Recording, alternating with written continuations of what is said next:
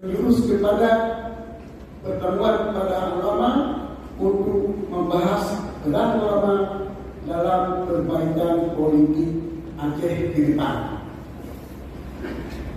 Maka dengan latar belakang itu diambil keputusan untuk melaksanakan silaturahmi ini dengan tujuan memperbaiki politik Aceh ke depan. Assalamualaikum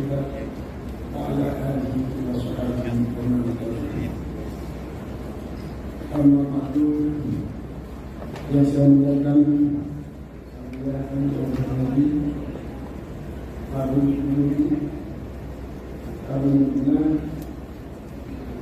Abu Kompreman, seluruh masyarakat yang berhadir. Selanjutnya saya hormatkan kepada Bapak Gubernur Aceh ini, Bapak Pangdam Iskandar Muda, Bapak Kapolda Aceh atau yang mewakili Ketua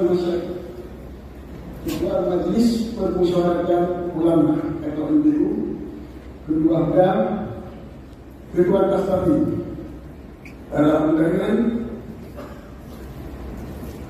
rekan-rekan dari jurnalis, selanjutnya Ketua Korpus DPR DPD RI dan para hadirin yang saya hormati.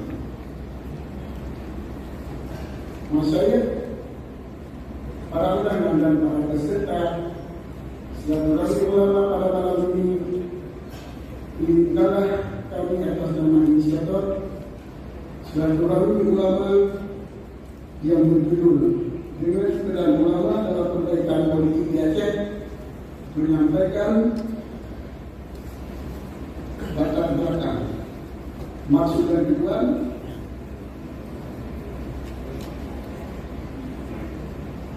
para peserta pendanaan rencana tidak lanjuti daripada silaturahmi yang kita adakan di malam ini. Hadirin para masyarakat, peserta silaturahmi ulama dan para undangan, silaturahmi ulama malam ini berlatar belakang dari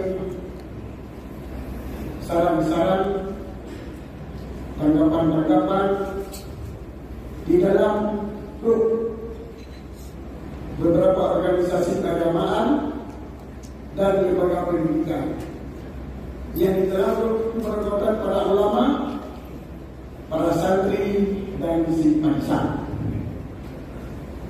Saran dan tanggapan di dalam grup tersebut menjurus kepada pertemuan para ulama untuk membahas peran ulama dalam perbaikan politik Aceh ke depan. Maka dengan latar belakang itu diambil keputusan untuk melaksanakan silaturahmi ini dengan tujuan memperbaiki politik Aceh ke depan. Memperbaiki politik Aceh ke depan dalam hal ini dengan pengertian politik di tahun 2024 nanti lebih baik daripada pemilu kada atau pileg yang telah disahkan di masa lalu. Bukan dalam arti politik yang telah terjadi pada pemilu kada dan pileg yang masa lalu itu tidak baik. Dan selanjutnya pemilu untuk masa 2024 itu dilaksanakan sebaik-baik mungkin dengan pengertian seluruh kebaikan yang bisa dilaksanakan pada pemilu ini jangan ditunggu pada pemilu ke depan ataupun 2029.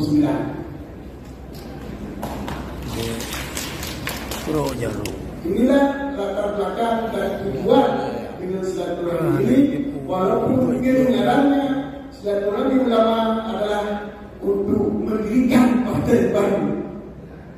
Ini tidak betul karena partai ulama-ulama telah berada dalam partai semua. Ada yang sedang pendidikan, ada yang sudah pendidikan, dan ada yang sudah berada di partai Marlok ataupun Parnas. Maka dimanapun keberadaan ulama harus dan wajib untuk melaksanakan amar ma'ruf nahi munkar agar pemilu 2024 lebih baik daripada pemilu yang telah dilalui. Hadirin para masyayikh, para peserta dan para undangan, peserta silaturahmi ulama pada malam ini adalah terdiri dari para ulama-ulama pimpinan daerah dengan kriteria pimpinan daerah, ketokohan dan keterwakilan daerah. Bukan seluruh ulama yang lainnya. Hanya 3 kriteria ini yang dipilih oleh inisiator untuk diundang pada malam ini. Maksudnya, terutama sekali adalah yang diundang ulama yang daerah untuk tertinggi, kemudian di kecamatan atau daerah yang tidak ada ulama tertinggi, maka buat itu dan utamakan daripada itu ulama yang ketokohannya di tiap-tiap daerah. Kemudian tentang